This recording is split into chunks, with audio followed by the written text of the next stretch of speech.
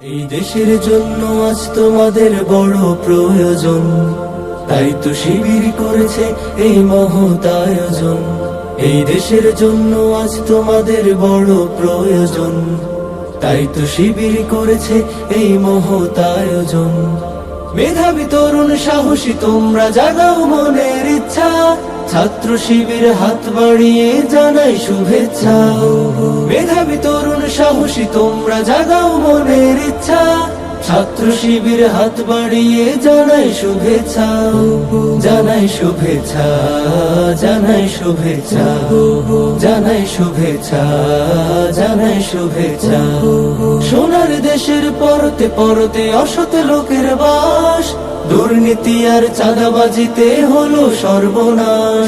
সোনার দেশে বৈরী বাতাসে লাগাম ধরার শপথ নিয়েছে যারা, জীবনের কোনো প্রাপ্তি হারিয়ে ব্যথিত নয় কো তারা।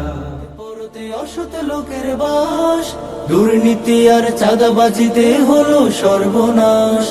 সৎ দক্ষ নাগরিক আজ বড় প্রয়োজন, তাই তো শিবির করেছে এই মহৎ আয়োজন। সৎ দক্ষ নাগরিক আজ বড় প্রয়োজন, তাই তো শিবির করেছে এই মহৎ আয়োজন।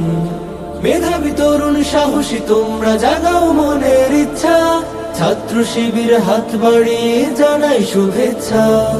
মেধাবী তরুণ সাহসী তোমরা জাগাও মনের ইচ্ছা, ছাত্র শিবির হাত বাড়িয়ে জানাই শুভেচ্ছা। জানাই শুভেচ্ছা, জানাই শুভেচ্ছা, জানাই শুভেচ্ছা, জানাই শুভেচ্ছা। ছাত্র শিবির দিচ্ছে তোমায় মুক্তির ঠিকানা, বিশ্বাসী সুরে এগিয়ে এসো পিছিয়ে থেকো না। ছাত্র শিবির দিচ্ছে তোমায় মুক্তির ঠিকানা, বিশ্বাসী সুরে এগিয়ে এসো পিছিয়ে থেকো না।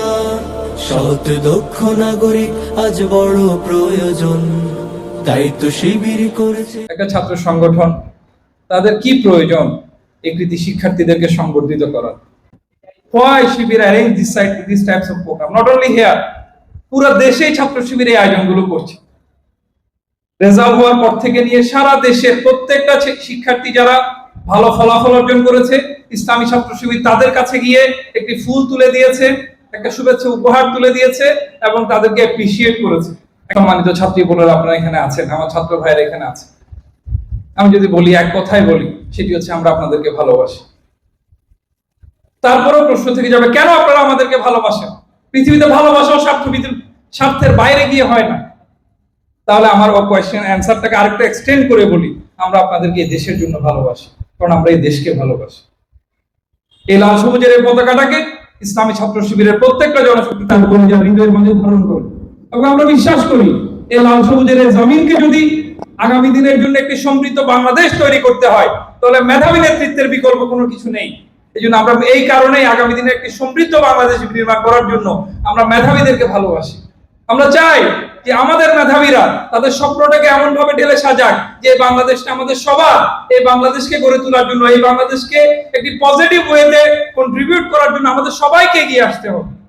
এই জন্য আমরা আপনাদেরকে ভালোবাসি, এই দেশের জন্য আমরা আপনাদেরকে ভালোবাসি। আমরা চাই আমাদের এই প্রাণপ্রিয় মাতৃভূমি বাংলাদেশ সুজলা সফলা শস্য শ্যামলা, টেকনাফ থেকে তেতুরিয়া, রূপসা থেকে পাথুরিয়া, অপূর্ব সুন্দর একটা বাংলাদেশ। এই বাংলাদেশটা যাতে বিশ্বের বুকে মাথা উঁচু করে দাঁড়াতে পারে, এই বাংলাদেশকে যাতে দুর্নীতির দায়ে বিশ্ব চ্যাম্পিয়ন হওয়ার মতো এরকম লজ্জাজনক ইতিহাস নিয়ে এই বাংলাদেশের তরুণদেরকে বেড়ে উঠতে না হয়। আমরা চাই এরকম একটা প্রসপারাস ফিউচার, আমরা একটা অনন্ত সুন্দর একটা ভবিষ্যৎ চাই। যে আপনি অ্যাব্রোডে গিয়েছেন, দেশের বাইরে উচ্চ শিক্ষার জন্য গিয়েছেন, আপনাকে বলা হবে না Bangladesh.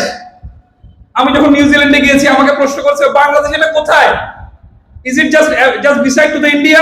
I said no. India is just beside us.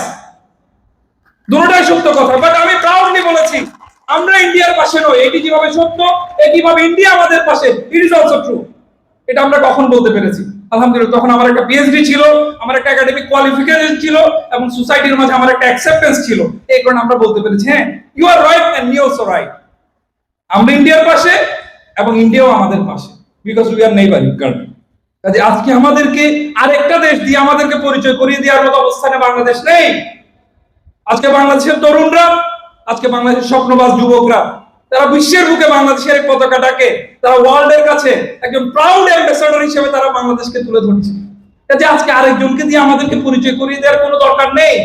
আমরা এই বাংলাদেশই চাই যে বাংলাদেশের তরুণ নেতৃত্ব এভাবে এগিয়ে আসবে যারা বাংলাদেশকে পুরো ওয়ার্ল্ডের কাছে রিপ্রেজেন্ট করবে। ইয়েস, তুমি বাংলাদেশ দেখতে চাও, তুমি আমাকে দেখো, আমি হচ্ছি বাংলাদেশ। তখন আমাদের তরুণদের মাঝে, আমাদের স্বপ্নবাজ যুবকদের মাঝে, আমাদের ইয়ুথদের মাঝে যদি একাডেমিক এক্সিলেন্সি থাকে, কোয়ালিফিকেশনস থাকে, তখন পৃথিবী মনে করবে হ্যাঁ বাংলাদেশ হচ্ছে এই ধরনের মেধাবীদের চারণভূমি হচ্ছে বাংলাদেশ।